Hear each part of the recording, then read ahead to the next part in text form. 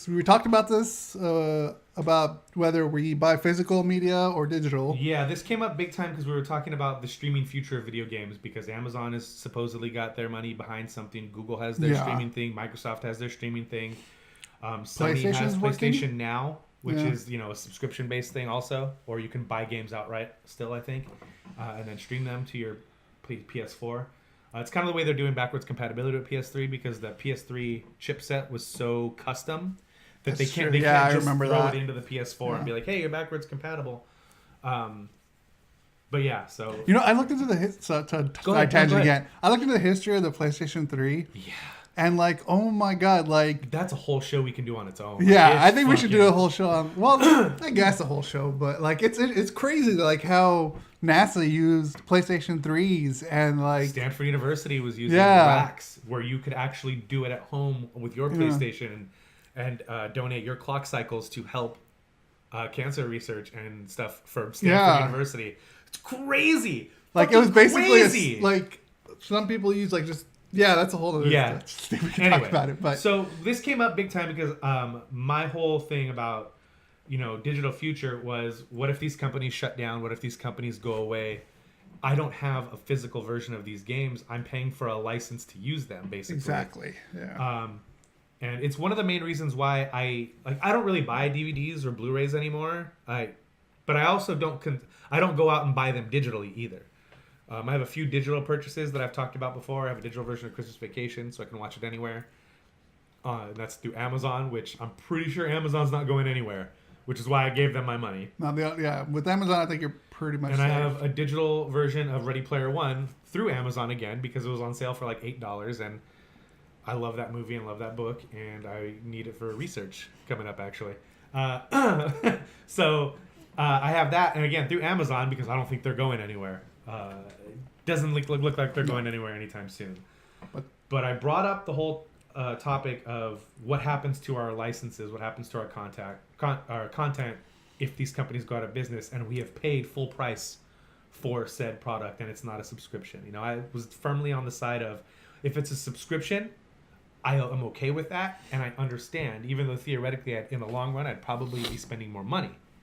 But I'm just really worried about going all digital and giving them my $50 or $60 for a video game, or in this case, $20, $25, $30 for a movie in HD or whatever, and not having access to it anymore and it just being gone. Yeah. And I threw this story about UltraViolet, which was a digital movie solution for DVD and Blu-ray, where you get a code in the box and you redeem the code and you I never redeemed any of mine. Me either. And you have a digital copy of that product. Cool, right? Not cool. UltraViolet's going out of business, and they're telling people you need to link your UltraViolet account with our designated licensed vendors, people like Voodoo, and I think it was Amazon. Yeah, it says here. Yeah, it was announced this week that UltraViolet's cloud base is shutting down on July 31st. Yeah. If you want to maintain your library, it says read on. The service itself was sort of confusing because you had to access the money. You log on, enter your code, and the movie would be added to your digital library. Right. But you could only watch it at Voodoo or Fandango Now or other affiliated retailers. Okay.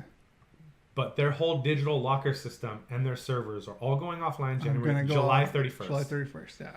So they're telling people, here's a list of our vendors. And Voodoo is one of them. Make sure you sync your account, your UltraViolet account, with these vendors before July 31st, and you'll be okay. But a thing I ran into in doing a lot of research on a lot of different articles, I don't think it's this article, but one particular person was saying half of the movies I own are available on Voodoo, half of the movies I own through UltraViolet are available on the other service, and so I have to link both accounts I have to link my account to both services, and then it just ends up being this fucking spider web of, through this one, and then that one, and this one, and this one, and the whole point of the digital future is to have it all in one place. And while I'm glad they're giving you 6 months to sort out your issues and your shit with this stuff, but at the same time, the fact that I could potentially have to be logged into 3 or 4 different fucking services to continue to own the things that I've purchased is fucking ridiculous. Okay, now, as you're saying that, I remembered something that I heard on Cord Cutters, which is a podcast I listen to. There's actually a service. I'll probably put it here once I find it because I don't know it off the top of my head. Uh-huh. But again, this is you giving them permission if you want to do this, where you can get everything you have on iTunes, blah blah blah, whatever, all into one. It uses an website. aggregator. It's an aggregator. Yeah. Where you can do that, and you can just go through, pick whatever you want to watch, and you don't have to. And it pulls from that server, which is great. But I mean, people do that with Plex. Where, I forgot about Plex.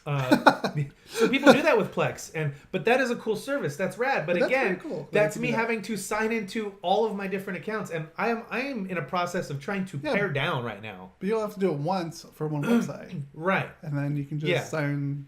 It's still obnoxious and a hassle, and I've paid for the convenience of going to that one website and having the one thing. And now UltraViolet, which was one of the major digital distribution solutions for... Yeah, I think it was Universal that was really backed by them too. Gone. Yeah, which is gone. Surprising. So the main reason I brought it up is because so now I really don't feel like it's out of the realm of possibilities for me to be weary of a digital and now we talked about how the digital video game sphere is proliferating. I can't speak right now. Into a bunch of different areas. There's the Epic store and the GOG store and the Discord store and the Steam store. There was a story about a game that's being exclusive to Epic Game Store now, but if you've pre-ordered it on Steam, you still get the game and all your content as it comes out, but you can't buy it there anymore. And what if the Epic Game Store fucking goes away? Where's my game? Yeah. Where's the money I paid you for this game? I'm not paying for a license. I'm paying you for the product. I know I've been talking about being digital on Switch, and that's the way I'm buying games. But so I'm someone who does all digital now. Yeah. Because I don't want to pull out my DVDs, dude. But I have that big box with all my DVDs and Blu-rays in it. You have a lot, yeah. And I have a shitload, and the other day was like, I want to watch something. I can't remember what it was. Because I wanted to watch the special features or some shit, And I was like, man, but I don't want to open this box. I don't want to dig through the DVDs. I don't want to put it in my PlayStation. If I really want to watch the movie itself, I'll just, I'll rent it on Amazon or YouTube or fucking what. It's really at that point where, it's not an inconvenience for me. It's just, I've been conditioned now to not want to go through all those extra steps anymore because of how easy it is to consume content, whether it be movies, music, video games, or even books. Yeah. I have 150 books I've purchased through Amazon Kindle. And when I can't find a book there, I get mad that I have to actually pull my hard copy out. I have basically every hard copy of a book I own, I've ended up buying on Kindle if it's available because I hate having to go in, open the box with all my books in it, find the book I want to read, have to read off a page when I can't adjust the font size or can't adjust the background color. Oh yeah, well, especially for you. Yeah. Right, and it's a very me-specific problem, but I don't want to do it. Yeah. So it sucks that UltraViolet's going away. It does suck. Luckily, I picked the right side because I'm all about Voodoo. Right. For now. And with Voodoo, I bought... they had a big sale, and I bought 10 Cloverfield Lane and Cloverfield as a bundle. Oh, yeah? For $20. You told us about that, yeah.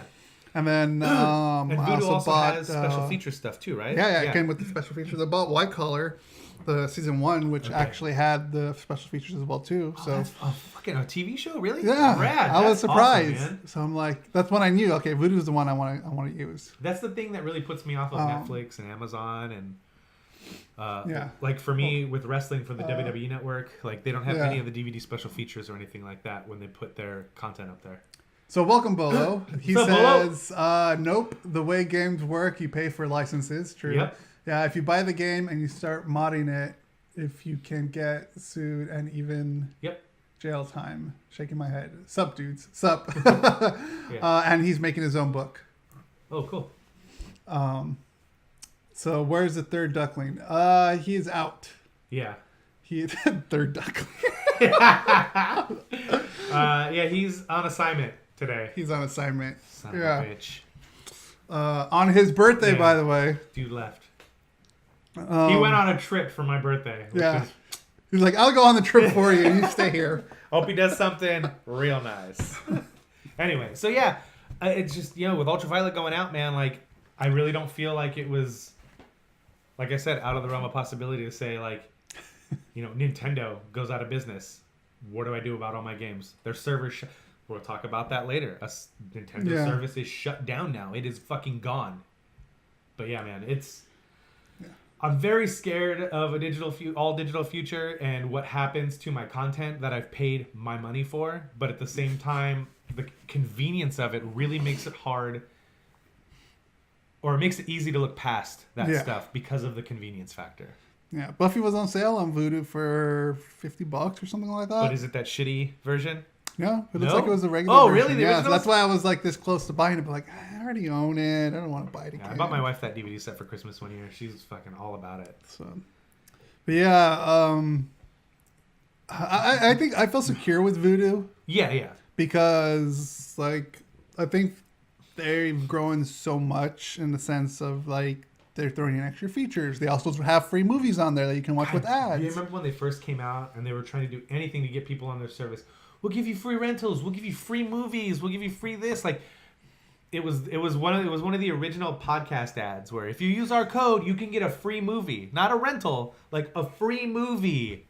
Mm. And that's when movies, they were still charging $20, $25 for their digital downloads because that's, less people you charge more people you can charge less. It's the way it works. So as for Bolo, all his games are digital, and he fears that as well. Yeah.